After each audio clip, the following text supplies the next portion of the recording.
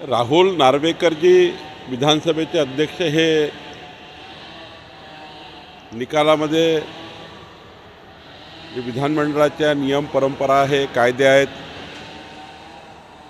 विधानमंडळामध्ये ज्या कायद्याने विधानमंडळ चालतं त्यानुसार कुठल्याही कायद्याला आळमोड न करता किंवा कायद्यांचं रक्षण करून माननीय नार्वेकरजी निकाल देतील असं मला वाटतं आहे।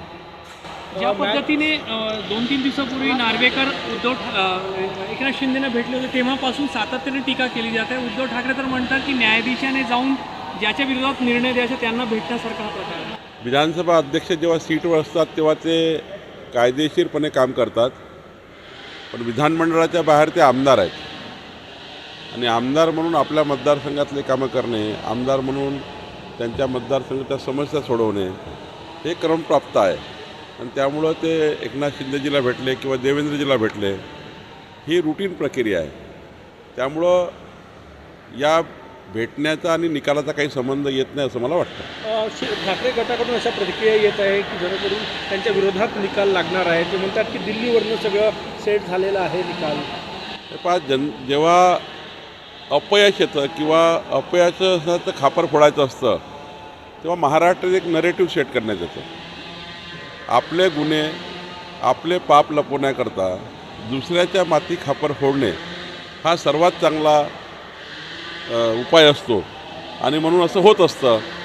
पण मला वाटतं वस्तुस्थितीला समोर गेलं पाहिजे, नियम आणि कायद्याला समोर गेलं पाहिजे आणि नियम आणि कायद्याची परंपरा राखली पाहिजे असं मला वाटतं। उगाच आरोप प्रत्यारोप करून फक्त आपल्याला ते मन समाधान होतं, पण जनतेला माहीत असतं खरं काय आणि खोटं काय। संजय राऊत यांच्या नेतृत्वात गेल्या 2 दिवसापासून जी भाषा वापरली जातात ती म्हणजे नरेटिव्ह सेट करण्याचा प्रकार आहे असंच वाटतं का आपल्याला?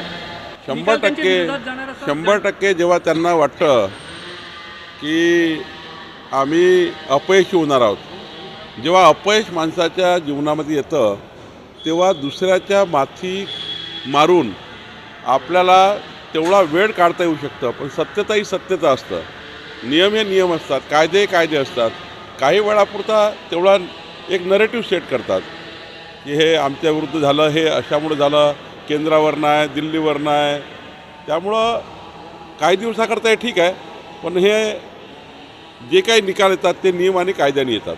हे आजचा निकाल शिंदे गटाच्या बाजूनं लागल्यानंतर आणखी काही पक्षप्रवेश होईल असं वाटतं, कारण की तशी आशा व्यक्त केली जाते की भूकंप होईल तिकडे आणि पक्षप्रवेश होईल। याचा काहीच संबंध नाही या निकालाचा। आमच्या पक्षाचं काम वेगळ्या पद्धतीने सुरू आहे।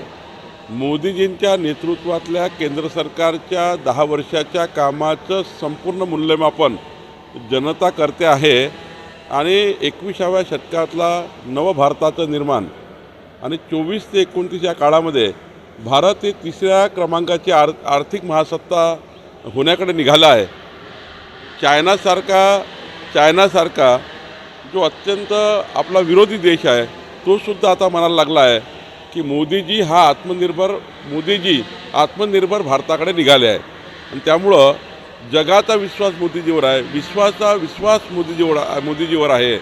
त्यामुळं कोणी काही म्हटलं तरी काही फरक पडत नाही असं मला वाटतं।